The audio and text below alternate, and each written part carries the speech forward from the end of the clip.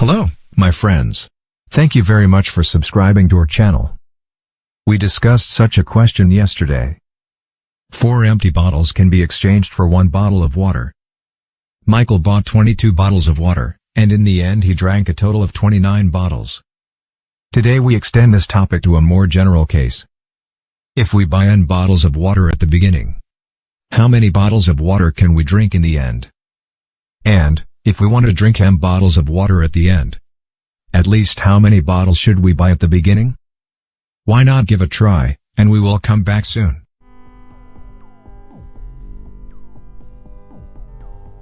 Before analyzing this question, let's clarify a point.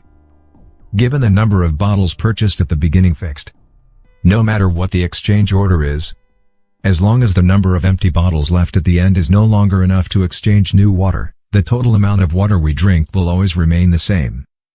In the example we discussed yesterday, Michael bought 22 bottles of water at the beginning, and finally drank 29 bottles. What if we change the exchange order? We still drink up all the ones at the beginning. There are 22 bottles in total. 4 empty bottles are exchanged for 1 bottle of water. Plus 1. 4 empty bottles are exchanged for 1 bottle of water again. Plus another 1. Iterate the operation step by step, until there is only 1 bottle left. That can no longer be enough for extra water. So the final answer is 29. They are really the same. But why? To answer this question, we can start from the perspective of cost. We need to buy everything with money, no matter bottle or water, and no matter how many bottles of water we end up. The reason why we can exchange the water with empty bottles is because the empty bottles also cost money. Let's assume the price of 1 empty bottle is $1. Then the total price of a bottle of water is $4. It consists of 2 parts, the water in it and the bottle. The price of the bottle remains the same, that is $1. Then the price of the water is $3.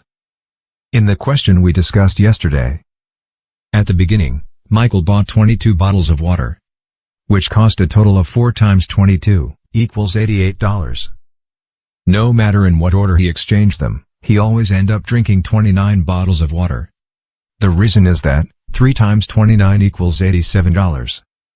And the difference is the only 1 empty bottle left at the end. This left empty bottle is very important, it is actually a key point of this kind of question. After understanding why the order of exchange does not affect the final result, we are back to the question to be discussed today. If we bought 10 bottles of water at first, we assume that we end up drinking M bottles, leaving our empty bottles. Based on the fact that their total cost should be the same, we obtain that 4 times N equal to 3 times M plus R. There are 3 possible values of R, which are 1, 2 and 3. A special feature here is that R cannot be equal to 0. Because there is always an empty bottle left after drinking the last bottle of water. R can't be equal to or bigger than 4. Otherwise, we can use 4 of them to further exchange for new bottle of water. Now let's discuss the first question. How to find M if N is given. M is equal to 4 times N minus R divided by 3. That is, 4 times N divided by 3, then minus R divided by 3. Because R divided by 3 must be bigger than 0, but not bigger than 1. So M must be smaller than 4 times N divided by 3, even in the case that 4 times N is divisible by 3. That is to say, M is the largest integer that is smaller than 4 times N divided by 3. Namely, the integer part of 4 times N minus 1 divided by 3. In the example we discussed yesterday, N equals 22. 4 times N equals 88. Subtracting 1, equals 87. Divided by 3, equals 29. So M equals 29. R equals 4 times N minus 3 times M, which equals 1. Let's look at another example. If N equals 27, 4 times N equals 108. Subtracting 1, equals 107. Divided by 3, equals 35 and 2/3. So M equals 35. R equals 4 times N minus 3 times M, which equals 3. Then the second question. How to find N when M is given. N equals 3 times M plus R divided by 4. which is 3 times m divided by 4 plus r divided by 4. Here, r divided by 4 is bigger than 0. Please note that, this is a different point from the previous question. Here, we only care about that, r divided by 4 is bigger than 0. And don't care about how big the maximum value of r divided by 4 can be. The reason is that we only need to ask for the smallest n, that is, to buy at least how many bottles of water at the beginning. Therefore, the minimum value of n is the integer part of 3 times m divided by 4 plus 1. For example, if m equals 35, 3 times m equals 105, and divided by 4, equals 26 and 1/4.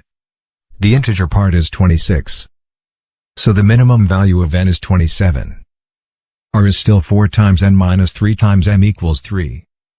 Another example, if m equals 28, 3 times m equals 84, divided by 4 equals 21. And the minimum value of n is 22. There are 4 empty bottles left.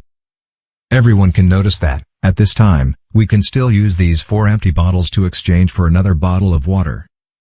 Then it becomes our example from yesterday that Michael bought 22 bottles of water, and finally drank 29 bottles, leaving 1 empty bottle. That is to say, no matter we demand 28 bottles or 29 bottles of water at the end, we always need to buy 22 bottles at the beginning, only with different numbers of empty bottles left. Between m and n, there is not a one-to-one map.